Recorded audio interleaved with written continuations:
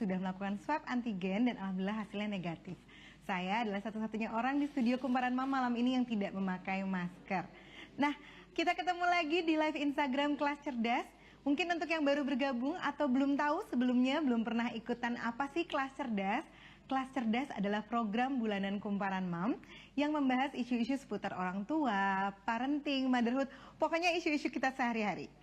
Nah, kita hadir, Kelas Cerdas hadir untuk membantu para orang tua membuat keputusan terbaik untuk anak, untuk keluarga, untuk dirinya sendiri. Dan tentunya di program ini nih, saya nggak ngobrol sendirian, tapi juga akan ada ngobrol-ngobrolnya, sharing-sharingnya, belajar-belajarnya dengan narasumber, diantaranya expert atau public figure. Kalau bulan lalu, Kelas Cerdas sebelumnya sudah membahas soal seks agar cepat hamil, bahasan kita bulan ini tidak kalah menariknya karena kita akan membahas soal seks ketika sedang hamil. Tentunya tidak sedikit pasangan suami istri yang ragu untuk berhubungan seks karena sedang hamil, karena apa ya? Aduh, takut-takut nih, jangan-jangan nanti kenapa-napa, jangan-jangan nanti bayinya tersakiti atau gimana. Bahkan ada juga yang khawatir sampai mengalami keguguran. Di sisi lain, yang namanya pasangan suami istri tentu butuh momen-momen intim sehingga juga ada kebutuhan untuk bercinta. Jadi pertanyaannya gimana nih? Terutama untuk pasangan yang baru hamil anak pertama, baru pertama kali hamil, aduh harus gimana jadinya? Bahaya nggak sih berhubungan seksual saat sedang hamil? Dan benar nggak sih bercinta saat hamil itu bisa bikin keguguran? Nah, supaya informasi yang didapatkan nggak setengah-setengah, nggak rancu, nggak bingung, atau terjebak mitos-mitos, lebih baik kita langsung tanya saja, obrolin ke narasumber spesialis kebidanan dan kandungan, Dr. Sandi Prasetyo SPOG. Kita invite dulu ya Dr. Sandinya. Halo Dr. Sandi. Wah, udah langsung muncul Dr. Sandinya standby. Aduh, sorry. Saya baru sampai rumah, Mbak Imes langsung deh pasang-pasang. Aduh, aku seneng banget dok kita ketemu lagi karena itu seru banget ya dok. Bahasannya soalnya ini ya, bikin malam-malam nggak jadi ngantuk ya. Aduh, bahasan seperti ini tuh apa ya? Banyak yang punya banyak pertanyaan, pengen nanya macam-macam, tapi kadang-kadang malu atau ragu untuk nanyanya dok. Iya, harusnya nggak boleh malu-malu. Makanya nih diprakarsai oleh Kumparan Mam, Mbak Imes dan teman-teman harusnya pada nanya nih, suka-suka aja deh nanya. Justru ini penting dan memang perlu dibahas gitu ya dok. Jangan tuh jadi kayak aku terbata-bata. Jangan sampai mau ragu untuk nanya atau ragu untuk membahasnya. Karena itu di sesi Q&A nanti kita bahkan akan langsung invite dok satu orang penonton untuk bisa bertanya langsung ke Dr. Sandi. Nah, gimana cara bertanya? Ibu, ayah, langsung aja karena ini Dr. Sandi sudah bergabung bersama kita. Drop pertanyaannya di kolom chat di live Instagram ini, langsung aja tulis sebanyak-banyaknya pertanyaannya, boleh berapa pertanyaan, kita akan tunggu. Nanti kita akan bacakan pertanyaannya dan juga ada yang di-invite untuk bertanya langsung dengan Dr. Sandi. Nah, selain ada expert yang keren, kalau ada Kelas Cerdas sudah pasti ada yang namanya Arisan Kumparan Mam. Arisan Kumparan Mam edisi Juli atau bulan ini berhadiah 1 unit air fryer, lagi kekinian banget, 1 unit induction cooker, dan uang tunai Rp 1 juta rupiah. Ini lumayan banget, malam-malam menimba ilmu malah dapat hadiah. Arisan Kumparan Mam periode ini juga sudah kita mulai sejak tanggal 15 Juli nih dok. Jadi udah heboh duluan sebelum ngobrol-ngobrol malam ini. Pesertanya itu ada ibu dan ayah, follower IG Kumparan Mam, dan mereka yang sudah menjawab pertanyaan di kolom komentar mengenai sebutkan tips jaga kehamilan agar tetap sehat ala kamu. Nanti nama ibu dan ayah semua yang sudah ikut arisan kita akan undi langsung di akhir live ini. Nanti aku juga akan minta bantuan Dr. Sandi ya dok untuk mengocok arisannya seperti bulan lalu. Siap. Boleh banget. Oke dokter, ini udah nggak sabar, sudah banyak yang bergabung bersama kita. Kita akan langsung ngobrol-ngobrolnya. Ini langsung aja nih dok, sebetulnya boleh nggak sih dok berhubungan seks saat hamil dok? Yes, halo selamat malam ibu-ibu, bapak-bapak juga mungkin ada yang nonton. Kumparan Mam dan tim yang selalu bikin bahasan yang bikin tertarik untuk bertanya, yang biasanya mungkin malu-malu untuk bertanya tentang seks ya. Sebelumnya kita udah ngobrolin dulu perjumpaan yang pertama gimana menuju promil. Ini kelanjutannya nih, ini ibaratnya sinetron nih episode 2 ya Pak? Nyambung ya dok ya? kelanjutannya. Ya, sinetronnya nyambung dan yang saya seneng kalau dari sini ntar beneran loh ini ibu-ibu yang pada nonton, mudah-mudahan makin banyak yang nonton. Ininya banyak apa kado apa hadiahnya banyak dari Kumparan. Jadi mudah-mudahan beruntung dan bisa dapat hadiah sambil seru-seruan malam ini. Ya, jadi pertanyaan tadi yang pertama nih langsung to the point. Apakah seks itu aman saat hamil? Ya. Saat ibu sedang hamil. Ya, jadi seks itu kita udah sempat bahas di sebelumnya. Ada fungsi reproduksi di situ, tapi nggak lupa juga ada fungsi rekreasi. Ya, jadi ketika sudah hamil tentu saja bukan fungsi reproduksi yang diharapkan, tapi ada fungsi rekreasi yang juga bisa membuat si ibu yang sedang hamil merasakan bahagia karena ada hormon-hormon happy hormon yang pasti bisa ikut keluar ketika bisa tercapai seks yang berkualitas tadi ketika hamil. Nah, pertanyaannya apakah itu aman pada ibu yang sedang hamil? Jawabannya aman-aman aja selama kehamilannya tidak ada catatan khusus, kehamilannya baik-baik saja, ibunya baik-baik aja gitu. Nah, boleh-boleh saja gitu. Jadi seks itu boleh ketika hamil asalkan kehamilannya tidak ada catatan khusus dari dokternya. Gitu. Nah, mungkin pertanyaan berikutnya gimana? Khususnya ini dok. Nah, itu dia. Misalnya catatan khusus tuh maksudnya dokter Sandi kondisi gitu ya dok ya. Nah, berarti kondisi seperti apa yang membuat seks saat hamil sebaiknya tidak dilakukan atau jadi kayak wah ini catatan khusus yang tidak aman nih. Jadi seperti apa tuh maksudnya catatan khusus itu kondisinya? Benar, tadi sengaja tuh saya pelan-pelanin supaya saya dipancing sama Mbak Mesa. Catatannya apa? Aku nggak stabilo dok, padahal udah pengen stabilo. Sengaja tuh biar ada pertanyaan berikutnya. Jadi catatannya itu yang pertama, kita dalam satu kehamilan selalu dilihat dari dua sisi ya, dari sisi si ibu dan sisi si kehamilannya sendiri. Gitu. Kalau dari sisi si ibu, misalnya ibunya nggak ada hendaya untuk beraktivitas, tidak ada keterbatasan untuk beraktivitas. Contohnya, misalnya dia kehamilannya sakit banget, udah makin besar, untuk gerak sedikit aja susah, ya boleh dilakukan berhubungan seksual selama wajar-wajar, normal-normal, dan nggak ada keluhan dari si ibunya. Gitu, misalnya udah miring, bapaknya minta digantung dikit, ngadep sana sini situ. Wah, ampun deh, udah nggak bisa gitu. Karena udah ada hendaya untuk dari si ibu yang sedang hamil itu. Jadi kondisi itu menjadi penyesuaian. Tapi bukan berarti tidak boleh. Jadi boleh-boleh saja, tapi disesuaikan. Terus atau misalnya si ibunya ada memang ada kelainan tulang punggung, contoh skoliosis yang memang diperberat oleh kehamilannya. Ketika hamil makin besar, maka beban di perutnya yang ditopang oleh struktur di badannya, salah satu tulang punggungnya, ya, gitu ya, ada skoliosis itu ada kelainan tulang punggung. Terus harus berhubungan dengan permintaan khusus, gitu. Itu juga kan memaksakan. Tapi kalau ternyata berhubungan nggak ada problem, ya it's okay. Nggak ada problem, nggak ada apa-apa. Nah, itu dari sisi situ contohnya, dari sisi ibu. Dari sisi kehamilannya, biasanya nanti akan dokter lihat nih apakah di trimester pertama ada keluhan flek-flek perdarahan di celana dalamnya misalnya akibat ada ancaman keguguran pada si ibu yang sedang hamil muda. Atau misalnya ketika hamil sudah makin besar, apakah ada letak plasenta yang misalnya menutupi jalan lahir dan ketika berhubungan ternyata menghasilkan keluhan. Setiap kali berhubungan terus jadi ada flek pasca berhubungannya, sedangkan dia lagi hamil dengan kondisi si plasentanya yang letaknya di bawah karena berhubungan mungkin yang terlalu dinamis sehingga ada keluhan itu. Sehingga untuk kondisi seperti itu kan mesti sudah over the limit, mesti agak mundur sedikit.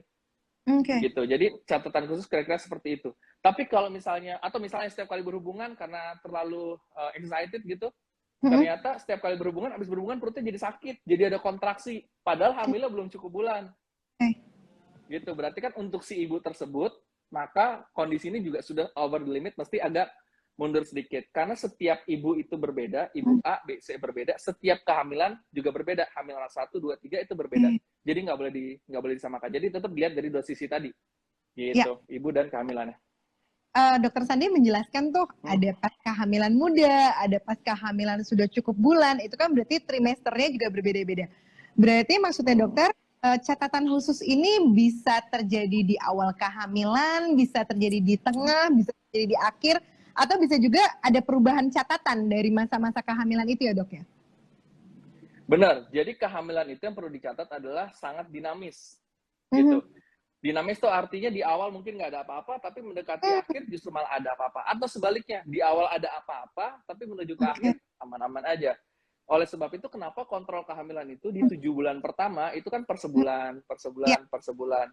setelah 7 bulan disarankan sudah per 2 minggu. Jadi makin dekat lahiran, makin deketan lagi nih jarak kontrolnya. Supaya untuk melihat apakah ada kelainan yang bisa kita deteksi di awal, supaya dinamisitas itu bisa terprediksi. Gitu. Sehingga Ntar di atas 9 bulan per seminggu. Ya, jadi kira-kira gitu, sangat dinamis. ya gitu ya dok ya. Catatannya juga berbeda-beda nanti dalam Ya, benar. Benar. Oke, berarti Benar. ini yang dimaksudkan Dokter Sandi dengan catatan khususnya tadi. Tapi kalau misalnya kembali ke bicara soal terutama di awal kehamilan, Dok. Ada juga kan yang bilang nih takut bahwa berhubungan seks saat hamil bisa menyebabkan keguguran gitu. Terutama apalagi yang masih muda-muda nih ya. Mungkin baru baru tahu hasilnya hamil dari tes pack tapi belum sempat ketemu dokter, atau ketemu dokternya baru 1 kali gitu, belum ya namanya baru 1 kali ketemu dokternya tuh ada perasaan apa ya dok, kalau baru pertama kali ketemu objin tuh ragu kan, belum berasa percaya buat nanya macem-macem. Nah itu betul nggak dok, di awal-awal kehamilan itu bisa lebih tinggi risikonya untuk menyebabkan keguguran? Ya, jadi keguguran secara definisi itu adalah terganggunya suatu kehamilan dengan disertai adanya flek atau jaringan yang terancam akan keluar di usia 5 bulan pertama, 20 minggu kehamilan pertama. Jadi cut off-nya tuh di 5 bulan tuh. Kalau sudah 5 bulan ada flek, udah beda lagi nih ceritanya. Namanya bukan ancaman keguguran. Tapi kalau masih 5 bulan ke bawah, baru kita namanya ancaman keguguran. Nah, sehingga jika tanpa ada berhubungan seksual saja, dengan adanya gangguan kecapean, stres, atau apapun yang menyebabkan flek di awal itu secara definisi, maka sudah bisa kita bilang nih ada ancaman keguguran nih. Nah, pertanyaannya ketika berhubungan seksual di awal trimester dan ternyata setiap kali berhubungan seksual ada flek, maka si ibu tersebut bisa jadi ancaman kegugurannya akibat stimulasi dari akibat gerakan aktivitas seksualnya. Tapi apakah dibilang aman kalau di awal trimester berhubungan? Sebetulnya selama dia berhubungan yang wajar-wajar saja.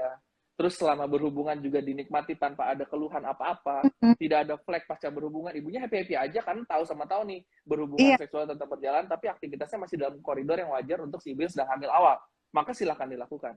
Gitu. Jadi berhubungan boleh-boleh saja di awal trimester selama tidak ada keluhan saat berhubungan maupun pasca berhubungan. Gitu. Oke. Dan itu berarti begitu merasa ada keluhan atau berasa ada yang ragu, itu langsung aja pada saat lagi kunjungan, saat kontrol bisa disampaikan ya dok, nggak usah ragu seharusnya ya? Harus disampaikan, karena kalau nggak disampaikan nanti dokternya bingung nih, ibunya ada keluhan nggak ya, ada yang perlu kita koreksi atau enggak ya gitu, atau perlu edukasi atau enggak. Berarti ini juga sebetulnya bisa justru dengan menyampaikan bisa membantu dokter atau bidan untuk mengenali kondisinya gitu ya dok ya? Nah, benar harus disampaikan. Tapi kalau misalnya tadi dokter bilang kan ada yang terlalu dinamis, ada yang terlalu excited gitu. Aku jadi berpikirnya sebetulnya kalau masalah frekuensi tuh ngaruh nggak dok? Seperti apa frekuensi bercinta yang aman saat hamil dok? Oke, jadi nggak ada yang bilang secara ilmiah penelitian bahwa pertama apakah dengan frekuensi yang lebih banyak itu bisa membuat kehamilannya menjadi sehat. Oh harus berhubungan minimal 6 kali atau 7 kali seminggu baru hamilnya sehat, nggak ada researchnya. Atau yang kedua, kenapa? Ya atau ini kebanyakan nih keseringan, padahal lagi dijarangin gitu. Ya enggak, jadi nggak ada kaitannya antara frekuensi dengan kesehatan kehamilan, itu 2 hal yang berbeda. Terus apalagi kalau ditanya berapa sih frekuensi yang aman ya? Jadi untuk berhubungan sebenarnya juga nggak ada. Selama berhubungan normal-normal saja, semua aktivitas yang wajar selama dilakukan dan tidak ada keluhan untuk si ibu yang sedang hamil, maka itu boleh-boleh saja. Jadi tidak ada batasan cut off frekuensi berapa yang normal dan mana yang tidak normal. Oke. Nah, kalau tadi sudah membahas frekuensi, Dok, sekarang saya membahas posisi. Kalau misalnya tidak dinamis, jadi Dokter Sandi malah bilang apa yang digantung-gantung atau gimana. Nah, sebetulnya yang aman tuh gimana, Dok? Ataukah misalnya ada yang misalnya disarankan dari Dokter Sandi disarankan ini yang harusnya dihindari, ini jangan dulu gitu dok? Ya, jadi mungkin yang highlight yang paling mudah dicerna itu selama kondisinya wajar-wajar saja, aktivitas yang dilakukan wajar, maka dan selama nggak ada keluar maka boleh-boleh saja. Wajar memang sifatnya relatif, tapi kan rasanya masih bisa kita timbang-timbang ya. Contoh nih, aduh sebelum hamil saya biasanya bisa nih borgol-borgol di tangga, digantung-gantung, misalnya atau kepalanya di bawah gitu kan, di samping tempat tidur misalnya. Terus gitu ya. Kenapa? Akrobatik ya, misalnya bisa akrobatik nih, saya pakai itu deh, paling enak daripada dicontohin nanti malah kebayangnya kemana-mana. akrobatik gitu. Akrobatik terus selama sebelum hamil oke, tapi apakah saat hamil bisa dilakukan juga? Nah, mesti sadar diri. Misalnya hamil udah gede, tadi saya bilang mau di pinggir tempat tidur, kepalanya di bawah, badannya di atas dengan perut yang lagi hamil kan juga ibunya nggak usah begitu aja udah ngap tuh perutnya dengan posisi yang besar tadi kan. Nafasnya udah susah, ditambah lagi nih si pasangannya sampai minta akrobatik tadi tuh, berhubungan seksualnya kan jadi susah, jadi nggak wajar. Jadi posisi, dan kalau misalnya atau sebaliknya, ketika hamil masih kecil nih, hamilnya masih kecil, perutnya juga masih nggak gimana-gimana. Terus diminta yang masih dalam batas yang wajar, ya masih bisa sedikit akrobatik tanpa keluhan ya silakan aja. Jadi menurut saya sih hal yang wajar aja lah, dipilih posisi yang wajar selama nggak ada keluhan, it's okay, nggak apa-apa. Kadang-kadang Gitu, tuh kalau tapi malah takut jatuh dok, itu loh maksudnya iya, kalau gitu. benar, Dia nggak bukan usah berhubungan aja. dinamisnya, tapi masalah khawatir jatuh gitu ya. Iya, soalnya gini, ibu yang sedang hamil itu kan, apa nih kita bicara hamil yang besar ya. Hamil yang besar itu secara center of gravity di badannya dia, pusat keseimbangan di badannya kan sudah berubah. Makanya kenapa si ibu yang sedang hamil makin besar, hamilnya badannya cenderung lebih condong ke depan. Ketika jalan, perhatian deh, kalau jalan kan mesti gitu tuh. Karena dia berusaha menjaga keseimbangan badannya. Untuk jalan saja dia mesti ada adaptasi itu. Apalagi ketika berhubungan seksual, nanti malah jatuh, ketimpa, dan seterusnya. Tapi gampangnya gini deh, mungkin ya. Kalau hamilnya udah makin gede, ibunya udah susah untuk beraktivitas, mungkin dia lebih cenderung sifatnya pasif ya, lebih aman ya, ketimbang menjadi partner yang aktif dalam berhubungan gitu. Oke, jadi kita juga harus baik suami maupun istri itu juga harus bisa apa ya dok, selain berkomunikasi, mengukur-ngukur diri sendiri karena pasti tetap aja perubahan bertahap. Oke, Ibu dan di rumah jangan lupa juga untuk drop pertanyaan. Saya udah kasih banyak pertanyaan ini ke Dokter Sandi, tapi pasti yang mengikuti kelas cerdas kali ini juga punya banyak pertanyaan. Jangan lupa siapkan diri juga, karena siapa yang bertanya bisa saja kita invite untuk bertanya langsung ke Dokter Sandi. Seru banget ya. Nah dok, satu lagi nih, kadang-kadang banyak banget sebenarnya pertanyaan nih kayaknya nih. Tapi ada juga yang sering saya dengar tuh misalnya, harus nggak sih pakai kondom gitu? Kalau misalnya selama ini kondom tuh mencegah kehamilan justru ya. Tapi hamil, ada yang menggunakan kondom itu katanya bisa untuk menjaga kehamilannya dok, atau mungkin agar melindungi si bayinya atau apa itu. Jadi katanya kalau lagi hamil justru bercintanya pakai kondom. Dan ada juga yang jadinya justru, aduh takutnya kalau karena terbiasa pakai kondom tapi itu akan mempengaruhi kehamilan. Itu seperti apa dok sebetulnya dok? Iya, ya tadi lucu juga. Saya dulu pernah di kapan ya saya ditanya sama entah pasien atau pas saya bikin Q&A di Instagram gitu ya. Dok, kalau berhubungan seksual tuh apa bayinya nggak kesundul-sundul dok di bawah sama penis ayahnya gitu. Jadi nggak nyampe sejauh itu juga gitu. Jadi aman-aman aja. Ditambah lagi si kehamilan itu ada selaput ketuban yang melindungi, ada cairan ketuban itu ibaratnya sebagai bantalan lah supaya nggak sampai terganggu sekali isi kehamilannya gitu. Nah, jadi kalau tadi tanya kondom menjadi melindungi apa enggak, sebenarnya nggak ada kaitannya juga. Tanpa kondom juga sebenarnya dia aman-aman aja. Terus yang kedua, mungkin yang sering dikaitkan ini kali ya, kalau misalnya dikeluarkan di dalam, apakah spermanya bisa mempengaruhi, menyebabkan kontraksi gitu-gitu kan, makanya digunakanlah kondom. Ngebayanginnya tuh antara cairannya dan bayinya gitu, takut kena atau nggak ada. Dan secara penelitian ya sebetulnya kadar kan selalu dikaitkan dengan prostaglandin yang ada di sperma itu. Apakah prostaglandin itu menyebabkan kontraksi atau enggak? Sebenarnya dari penelitian tuh nggak bermakna tuh. Prostaglandin yang ada dari sperma yang atau ejakulat yang dikeluarkan itu sebenarnya nggak sebegitu kuatnya untuk menyebabkan kontraksi pada si kehamilannya. Tapi guncangannya, gerakannya, penetrasinya, posisi ibunya, tekanannya justru itu yang malah berpotensi memunculkan, menstimulasi adanya kontraksi atau gangguan kehamilannya gitu. Jadi nggak ada kondom, jadi aman-aman aja. Nggak pakai kondom juga nggak apa-apa. Mungkin kalau ada yang tim pakai kondom, ada tim yang nggak suka pakai kondom gitu. Itu tetap kembali ke pasangan masing-masing berarti ya dok ya? Yeah. Nah, kalau masalah oral seks bagaimana dok? Oral seks saat apakah oral seks siapa ini maksudnya? Dulu bisa keduanya? Iya. Oral seks itu maksudnya oral seks si ibunya ke kan maupun ibu hamil menerima. Oke, apakah yang dilakukan oleh si ibu ataupun si ibu yang dilakukan? Pendapat gitu ya, maksudnya nggak paham ya. Jadi si ibu yang oral suami atau suami yang oral ibunya.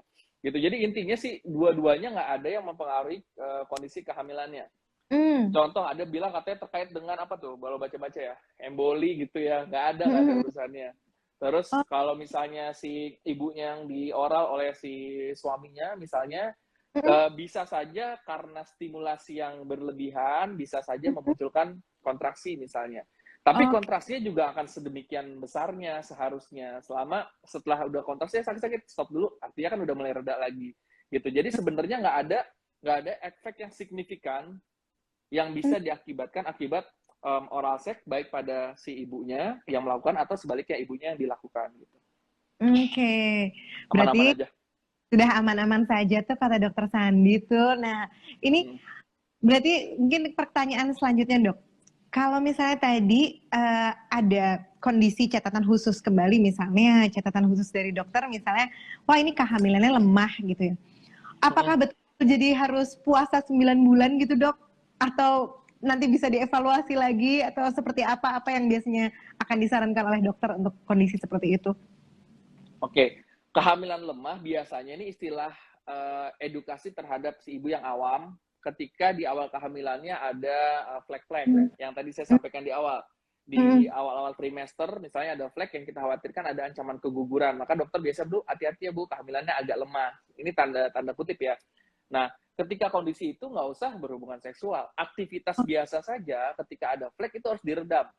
Ada kita Oh, sebutnya biasanya sambil hari-hari. kita koreksi, benar. Jadi ketika ada flek, ibunya ada ancaman keguguran, maka yang disarankan pertama sama dokternya pasti biasanya adalah bed rest ya. Oke. Istirahat total di tempat tidur minimal 3 hari pertama sambil obat penguatnya diberikan, dosis obatnya tercapai di badannya. Mudah-mudahan proses yang berjalan nggak makin berlanjut si fleknya itu, nggak berkepanjangan dan akhirnya menjadi keguguran beneran yang awalnya hanya berupa ancaman keguguran. Gitu. Jadi jangankan berhubungan seksual, ketika ada flek biasa saja maka aktivitas diredam. Tapi apakah ketika sudah nggak ada flek terus sampai 9 bulan untuk apa ditunda Wah, berhubungan ya, seksualnya? Jawabannya tidak, tentu saja tidak. Kenapa? Karena yang saya bilang tadi, secara kondisi. definisi kita bilang ancaman keguguran selama 5 bulan pertama kehamilan, 20 Oh, minggu pertama tuh. Gitu. Jadi kalau sudah lewat 16 minggu, mendekati 20 minggu, fungsi plasenta yang menjaga kehamilan lebih kuat itu sudah lebih optimal, maka tentu saja kehamilannya akan menjadi lebih kuat. Dinamisitas tadi yang saya sampaikan di awal tuh Mbak, dinamisitas berubah, maka koreksinya juga mungkin akan lebih longgar ya. Oke lah, boleh bertahap melakukan aktivitas biasa, bolehlah bertahap untuk berhubungan seksual kembali gitu. Jadi sangat dinamis tapi itu bisa berubah. berarti ini kembali pentingnya untuk selalu kontrol rutin, kontrol berkala, dan ngobrol dan bertanya sama dokter ya Ya, dok. Nah, betul, kontrol dan berdiskusi yang banyak iya gitu. mantap. Jadi karena pasti ada perubahan kondisi, catatannya juga bisa berubah-berubah. Nah dok, tadi kan dokter juga berbicara tentang kontraksi. Bahwa ini Hmm, bisa ada merasakan kontraksi, kita rasain, oh ini kontraksi, stop dulu atau apa. Tapi ya. kalau kontraksi, pada saat menjelang masa-masa persalinan, udah deket sama HPL, biasanya kan justru banyak nih yang Ya. berharap kontraksi cepat datang. Katanya cinta justru bisa memperlancar prosesnya nih dok. Mitos. Iya, jadi nggak lah, mitos lah. Jadi mitos itu dalam artian gini ya, yang tadi saya bilang tuh, orang menyangka ketika berhubungan dengan ejakulat yang dikeluarkan di dalam, itu ada prostaglandin yang bisa menstimulasi mulai munculnya si kontraksi.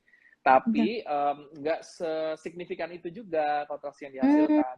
Gitu. Jadi lebih ke arah gini sih, lebih ke arah ketika berhubungan, ada hentakan, ada gaya gravitas yang ditambahkan akibat hentakan tersebut, terus kemudian kehamilannya atau janinnya makin menekan ke bawah. Ketika menekan ke bawah, maka ada respon yang terjadi pada si rahimnya untuk membuat dia berkontraksi. Maka muncullah kontraksi yang diharapkan di akhir trimester supaya persalinannya terjadi. Tapi kalau ditanya memperlancar proses persalinannya apa enggak, ya tentu saja tidak, karena nggak ada kaitannya antara berhubungan seksual dengan lancarnya proses persalinan. Lancarnya proses persalinan cuma dilihat dari dua, proporsi antara si bayi yang akan dilahirkan dengan jalan lahirnya dan kekuatan-kekuatan yang mendorong dia ke bawah gitu. Jadi kalau semuanya proporsi jalan lahirnya bagus-bagus aja, proporsi bayinya juga cukup untuk bisa diprediksi cukup untuk lewat, kontraksi yang dihasilkan juga bagus secara kekuatan, makanya harusnya dia akan bisa lahir-lahir saja. Itu yang memperlancar proses persalinan. nah, Gitu. dari tadi kita bicara soal khawatir ini, khawatir itu, takut ini, takut itu. Hmm. Kalau sisi positifnya dok, sebetulnya ada nggak manfaat bercinta saat hamil? Atau justru dampak positifnya dari ibu hamil dengan pasangan berhubungan seksual itu apakah bisa membawa dampak yang positif, manfaat untuk kehamilan itu sendiri? 100. Kenapa? Karena jawabannya 100 aja. Tadi takut-takutnya tiba-tiba langsung 100. Nah, belum diomongin apa udah dapat nilai 100. Gitu. Kenapa? Karena yang saya bilang tuh di sesi episode pertama dan episode kedua tentang bicara tentang seksual ini adalah seksual ada fungsi reproduksi dan ada fungsi rekreasi. Jangan lupa, benar. Jadi fungsi rekreasi yang bisa membuat si ibunya bahagia, si ibu yang sedang hamil happy-happy aja, pasti secara psikis akan mempengaruhi gimana si ibu menjalani proses kehamilannya. Jadi kalau ditanya bagus apa enggak, bagus-bagus aja selama buat si ibu ini menyenangkan, bukan sesuatu yang dipaksakan atau menyakiti dirinya yang tadi saya bilang. Udah enggak disuruh akrobatik tadi kan, malah jadi aduh gimana sih ini orang lagi nggak enak juga, malah jadi stres dan seterusnya. Tapi kalau wah nih happy aja, suami pasangan mengerti, terus bisa bikin happy jadi rekreasi, maka sudah pasti bikin kehamilannya terpengaruh untuk dijalani dengan bahagia gitu. Nah, berarti kalau sudah ada manfaatnya, ibu hamil jadi tidak stres, ibu hamil lebih bahagia. Nah, berarti bisa jadi ada dampak negatifnya nih dok, kalau misalnya pasangan memendam atau menahan berpuasa untuk bercinta saat hamil. Kayak, pokoknya 9 bulan puasa aja deh gitu. Ini pinter banget sih Mbak, jadi dibalik-balik gitu ya, saya jadi jawabnya jadi langsung mikir dulu, kayak di mata Najwa saya tahu rasanya. Serius, emang suka banyak yang nanya begitu dok, aku menyampaikan aja. Oke, dijawab. Jadi sebenarnya kalau misalnya si ibunya, apapun lah yang menyebabkan si ibunya stres, nggak bahagia, depresi, pasti akan memperberat perjalanan kehamilannya. Tapi apakah kondisi itu sampai sedemikian rupanya menyebabkan ibunya menjadi sedih banget? Tapi kalau bisa diakomodir sehingga si ibunya menjadi berbalik, yang tadinya, aduh jadi gimana, berkeluh kesah terus jadi bahagia ya, oke lah menurut saya sih silahkan dilakukan. Gitu, selama tidak ada keterpaksaan ya. Oke, berarti sekarang karena kayaknya udah makin banyak yang bertanya di kolom chat dok, aku buat satu pertanyaan pamungkas nih dok, aman kalau dari dokter Sandi, kalau gitu tips supaya tadi udah mempertimbangkan manfaatnya, mempertimbangkan juga catatan khususnya, kalau gitu tips aman berhubungan seks saat hamil tuh apa dok kalau dari dokter Sandi? Ya, highlight mungkin gini ya, yang mau disampaikan, hubungan seksual adalah sesuatu kebutuhan. Sesuatu kebutuhan yang bisa menjadi wajar jika dilakukan secara bahagia, karena ini nggak mungkin sendiri ya, ini kan harus ada partner ya, dua partner harus merasa bahagia, tidak ada menjadi beban, unsur beban di masing-masingnya, dan bisa dijalani tanpa paksaan. Nah, sehingga tipsnya jalani sesuatu yang wajar itu dengan wajar-wajar saja, seperti aktivitas biasa. Jadi anggap seks itu sebagai aktivitas biasa. Jika dijalankan secara wajar dan tidak ada keluhan, menurut saya itu pasti manfaatnya besar. Karena tadi ada fungsi rekreasi di situ, merupakan suatu kebutuhan di situ. Tapi kalau ada sesuatu yang sudah dianggap nggak enak nih, nggak wajar, udah jangan ditunda dulu ya, itu nggak apa-apa, kan banyak hal yang masih bisa menjadi alternatif untuk membahagiakan pasangan. Gitu. Jadi tipsnya gitu, lakukan secara wajar, selama nggak ada keluhan silakan saja, karena pasti ada manfaat bahagianya di situ. Oke, mantap sekali jawabannya Dokter Sandi. Ini sekarang aku betul-betul udah nggak bisa menunda lagi. Kita bergeser ke sesi tanya jawab ya dok ya. Boleh. Ini ibu dan ayah yang sudah mengikuti dari tadi. Yang pertama saya akan invite satu orang yang beruntung untuk langsung bergabung bersama kita. Ini dari akun Call Me Mirna. Call me Mirna. Call me Mirna _ Oke, Call me Mirna. Halo. Boleh dong send request live kita? Wah, ya, ayo loh diajak live loh. Nanti dapat hadiah tapi kan ya, Mbak? Iya dong. Nah, laptop kan itu. Laptop bisa langsung nanya. Bukan, yang ini kan buat aku hadiah. Pasti kita udah minta tuh laptopnya gitu biasanya. Call me Mirna, yuk bergabung yuk. Aduh, ini kayaknya kalau topiknya ini deg-degan gitu, Dok. Itu ada. Bergabung ya? Halo. Halo. Halo, dokter. Hai, Bu. Pasti namanya Bu Nirna ya? Halo. Halo. Suara aku kedengaran? Kedengeran. Karena Malam, dokter. Halo malam Bu Nirna ya tadi ya. iya, Iya, akan langsung bertanya ke Dokter Sandi.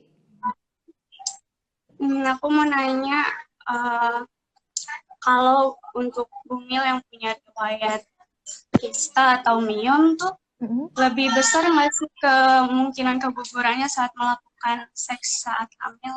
Oke. Langsung dijawab apa gimana? Langsung jawab aja. Langsung dijawab aja dok, silahkan. Mumpung yang bertanya gabung. Yang bertanya ada ya.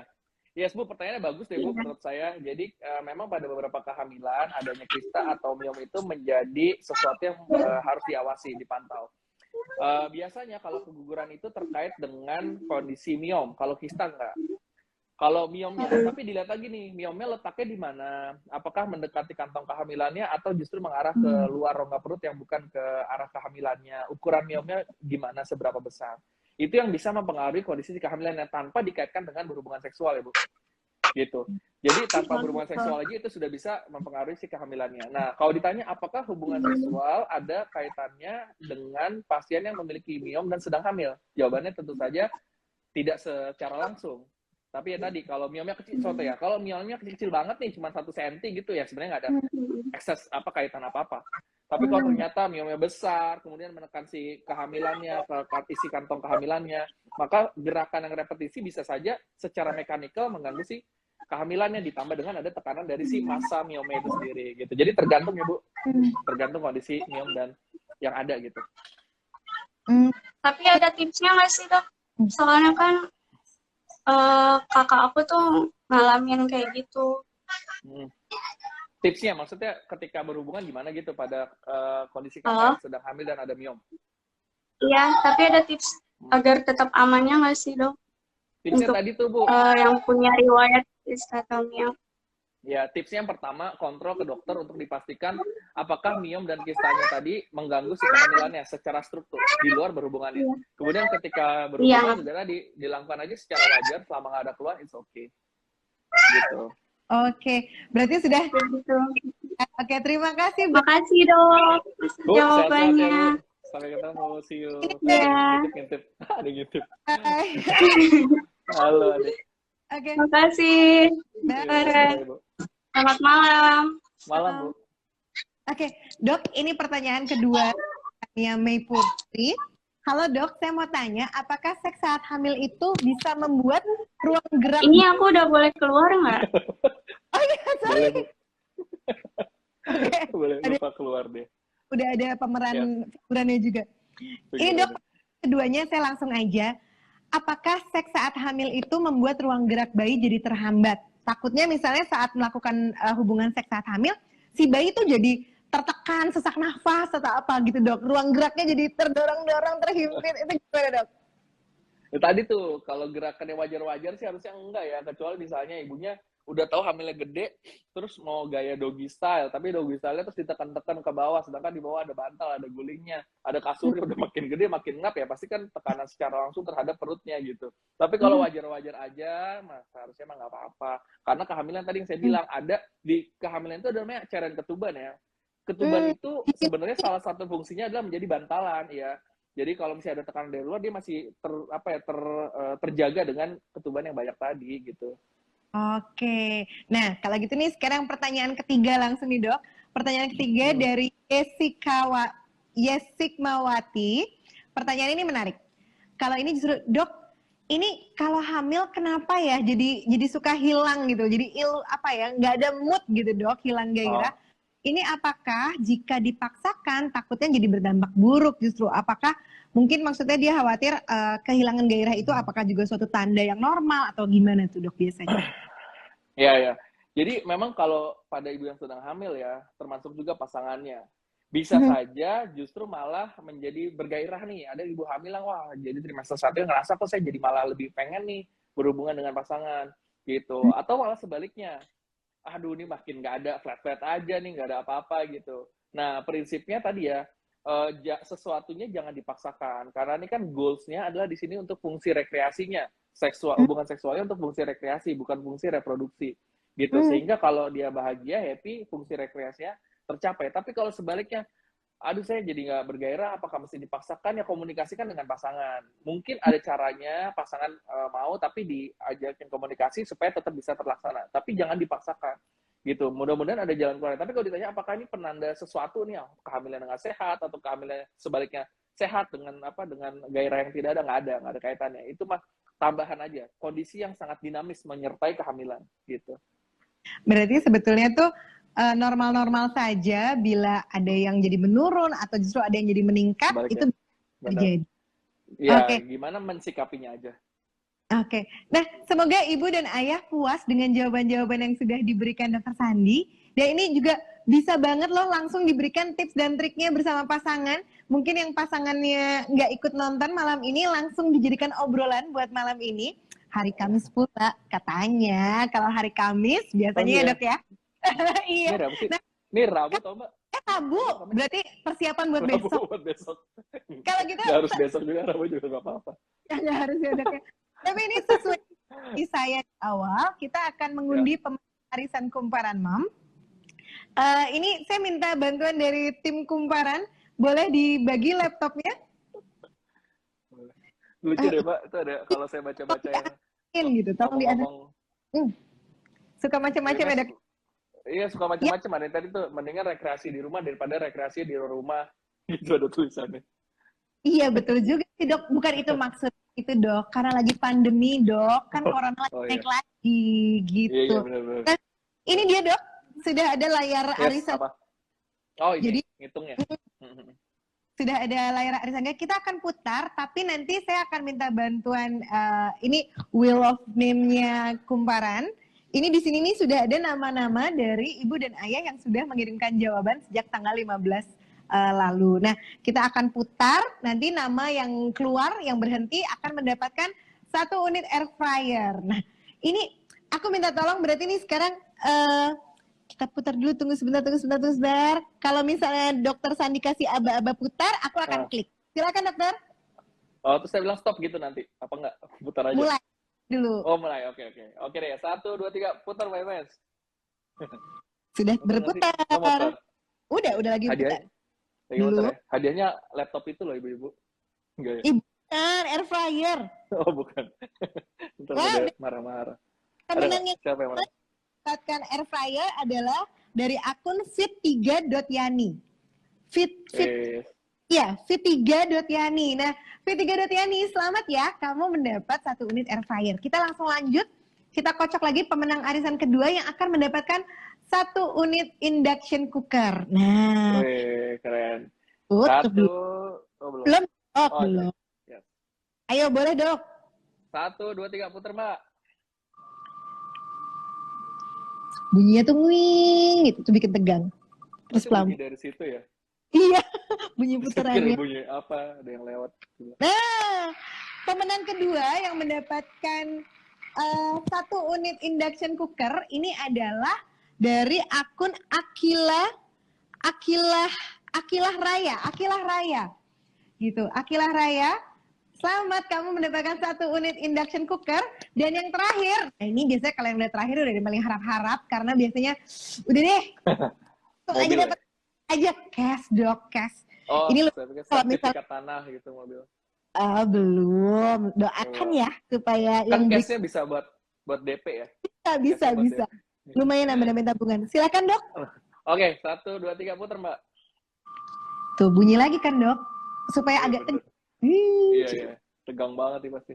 Yang dapat 1 juta rupiah tunai adalah banget tuh. Prima Saria Mirati. Prima Saria Mirati. Prima atau Sari. Sama juga ya, pokoknya.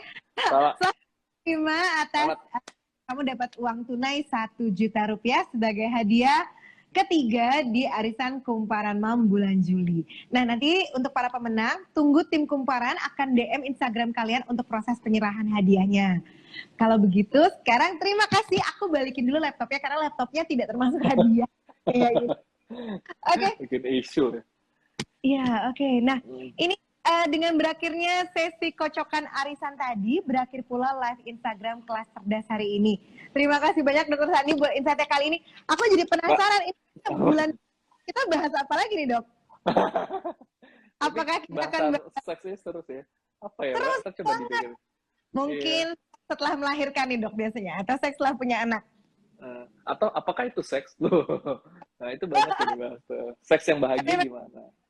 Betul, tapi semoga semua yang mengikuti kelas cerdas hari ini nempel pesan-pesan dan keterangan-keterangan dari dokter tadi. Amin. Bahwa yang paling penting adalah kita bisa berubah terus, kondisinya berubah terus, kita harus kenali diri kita dan kontrol yang rutin, kontrol berkala, dan jangan ragu buat ngobrol. Malah tadi kata dokter Sandi, bukan ragu, harus diobrolin gitu ya dok ya? Yes, harus jangan takut-takut. Oke, sampai ketemu lagi dokter di kelas cerdas kumparan mam berikutnya. Sehat-sehat selalu dan semangat terus. Semoga kita ngobrol-ngobrol lagi. Makasih banyak Mbak Imes, kumparan, mam, semuanya yang udah ikut. Terima kasih banyak. Makasih banyak dokter.